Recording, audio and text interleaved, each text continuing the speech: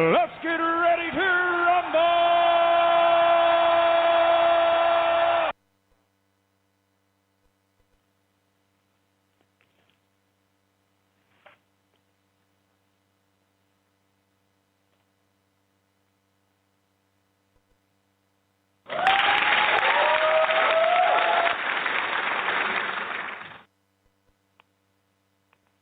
Hello?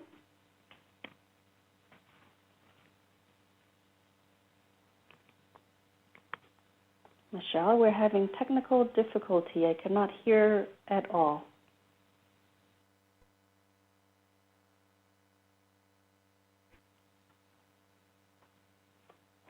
Hello? Hi?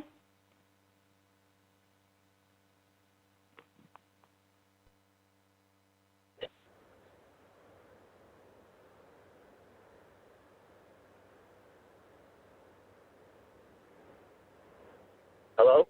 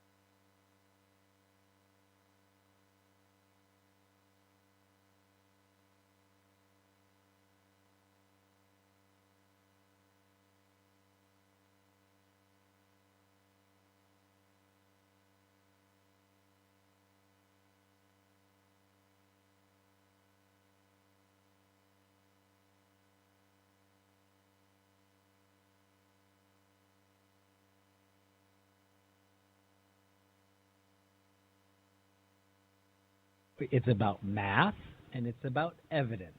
So let's talk about just some of the evidence. And again, Dr. Navarro's done some groundbreaking work on this. Steve Cortez has. Let's just take one piece. All right, Steve Cortez has talked about bellwether counties. All right, so let's remind everybody who's listening, we know bellwether counties, there are 19 counties in the United States of America that since 1980 have voted every presidential election for the president. What does that mean? In 80 for Reagan, in 84 for Reagan. Pretty good track right? record. Mathematically, pretty good. So we talk about signals. That means that like those signals, those 19 counties, all of them have gotten every election right for 40 years. What happened in the 2020 election? 19 counties. 19, yes, for sir. 40 years. For 40 years. Have always voted for the winner. Correct, yes, sir. Pretty extraordinary. It's an extraordinary thing. And they're spread kind of throughout the country. And they're spread throughout the country. It's a signal with a lot of fidelity. We would call that, that's brilliant. Signal with a lot of fidelity. This is an important thing to focus on, is it not, sir? Extraordinarily important. This is what they teach you at Yale and at Oxford. These are the types of things. It was Duke and Oxford, but, you know, that's all right. We did our thing. You feel like you're from Yale. So, 18 of 19 counties went to Trump. Now, here's what's Hold it, stop. Yes. You're saying after 40 years, this is the Cortez thing, you're saying after 40 years, 18 of the 19 bellwethers, go for Trump. I would assume, looking at science-based, evidence-based, database, that Trump was the winner of said election. Absolutely. You'd assume it there. Let's build on that case. He won Florida and Ohio. He won them handily. Then let's also look. President Trump won the largest share of the black vote in this country for a generation. Now, the liberals would have you for a Republican. For Republican, yeah. Yes, sir. For a Republican. The liberals would have you believe, and the left would have you believe, and all of the people who want to tell you, no, don't look at the evidence, would have you believe, oh, yes, he did that, and he did it in all of these cities, but magically, not in Milwaukee, magically, not in Atlanta, magically, not in Philadelphia, interestingly, not in all of these Democrat-run cities all have the same feature of having stopped the vote count. Maricopa County? Yes, in the middle of the night, and then accounting for a whole series of ballots, which, again, the statistical evidence on this, Revolver News has had a number of good articles about this. The suggestion that those ballots could have come in that mix. As a Rhodes Scholar, you think you can stand on any stage with any of Rachel Maddow, her posse, anybody, any Democrat, and you could walk through and make the intellectual argument that this is flat out, you've got to go back to November 3rd and get to the bottom of that. No doubt in your dough. No doubt. All fact-based, and I would let them say the minute that I say one thing that's factually incorrect, they can cut off the mic. Okay, all facts, the evidence is there, and it has to be investigated. And you're saying that, hey, you can't move forward till you got to get to the bottom. No looking forward. But you got to get to the bottom of November 3rd, state by state. We have to get to the bottom of November 3rd, state by state. Why? Because as a country, as a republic, our voters have to have confidence in our elections. It is essential that we do it. And the left, if they believe what they're saying, they should welcome that. They should welcome a full and complete investigation, and then at the end of that, they could say, "Look, all of you Trump folks, all of you America First folks, you're 100% wrong." Right? And I haven't even gotten into, Steve, the literally hundreds of affidavits from folks like Jesse Jacobs in Michigan. David Clements from New Mexico State has aggregated those up, and it's amazing.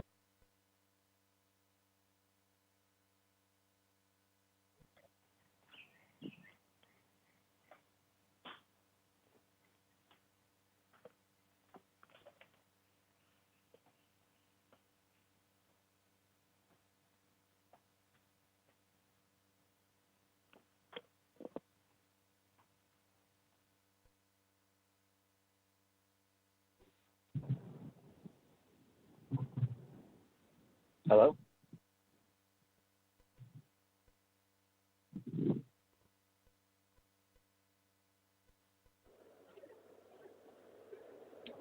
Hello?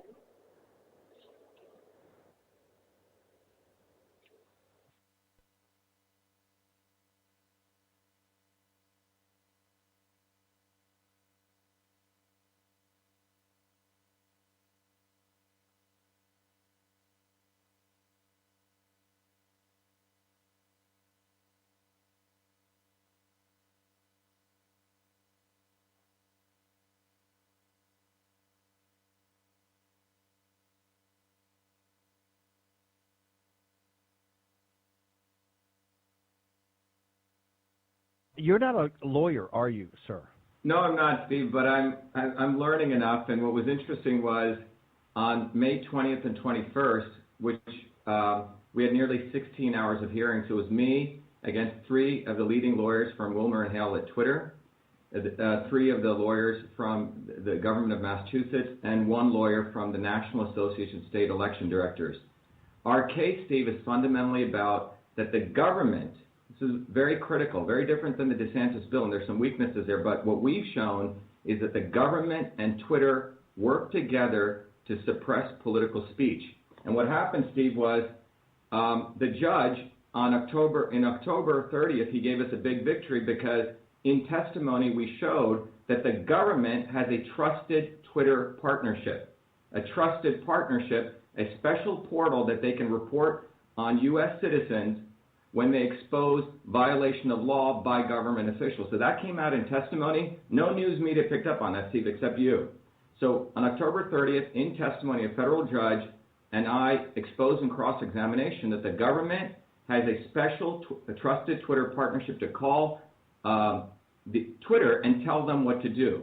So there's a big illusion here that Twitter is some massive corporation that does stuff on their own. What we've shown is that the government tells Twitter what to do. So that was on October 30th, and that's when I was thrown off while I was running for political office. Let's just remember that political speech is the most protected aspect of the First Amendment, and they violated that. And they admitted that in testimony. So that was on October 30th. And the judge gave me all the terms of the preliminary injunction, which was to tell the government, stop calling Twitter. If you have any issues, you will go on Twitter and rebut him. Then, after I was put on Twitter on November 4th, Steve, I kept tweeting away. on February 1st, I had a video lecture where I displayed again the same 4 email screenshots that got me thrown off on October 30th, which exposed courtroom-proof evidence that the government had violated federal law when they deleted ballot images. That's why I got thrown off on the 30th. And on February 1st, right when I shared that same thing, I got thrown off again. So I went back into federal court on February 4th with another injunction. The judge responded back and he said, before I can give you complete relief, I also want you to bring Twitter. What's unique about our case, Steve, we didn't go after Twitter. We went after the government, state. And what we showed was that there was state action involved.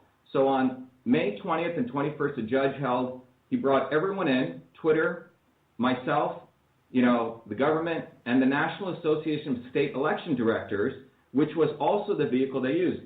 The night before the hearing, Steve, what I was trying to figure out is, what is this trusted Twitter partnership? There's nothing written about it. And lo and behold, Steve, I got very lucky, and I found this playbook called the Election Influence Operations Playbook. Here they are.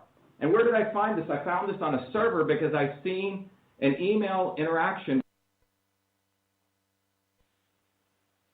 Hello? Anybody can hear?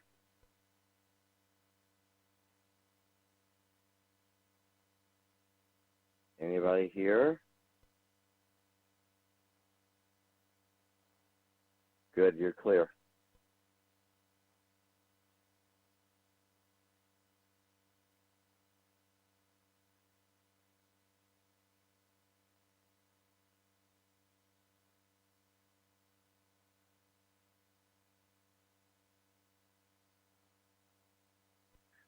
Well, ladies and gentlemen, this is the Everything at Home show, and my wonderful Miss Michele Swinick is having a little techie issue here, and you know how that goes.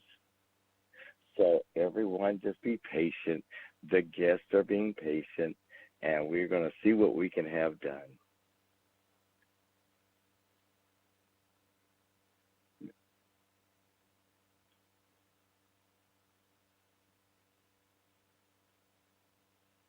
So let's discuss this. I mean, listening to the sound clip that she has up at this moment, it proves the fact that the voters were all for Trump. If you actually look at the way the whole system was rigged, you know there was election manipulation, voter manipulation going on at this point in time.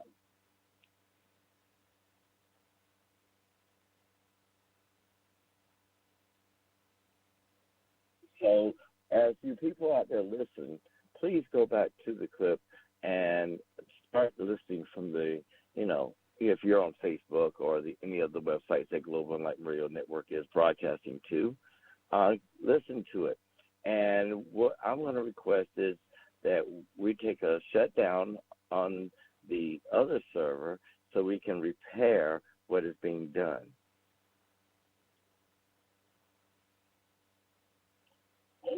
Out. Big D out. She is going to restart the server. Very good. So give her 5 minutes, and the link will be back up for you all. Thank you, and have a great evening. We'll be back in 5 minutes.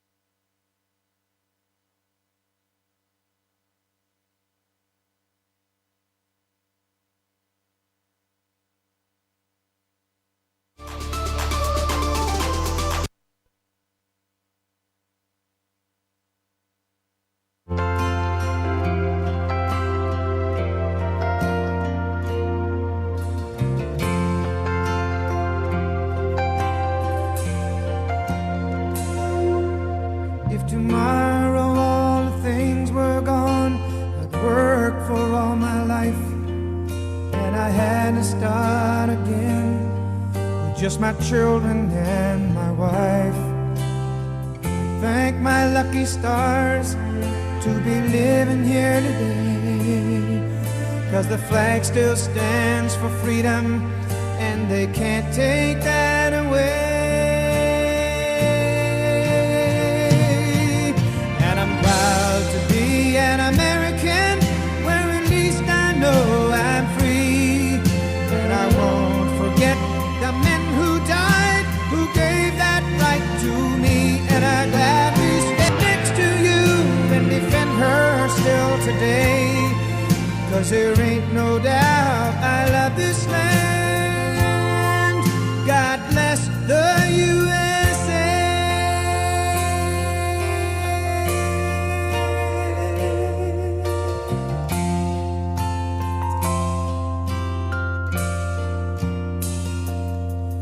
From the lakes of Minnesota to the hills of Tennessee, across the plains of Texas, from sea to shining sea, from Detroit down to Houston and New York to LA. Well, there's pride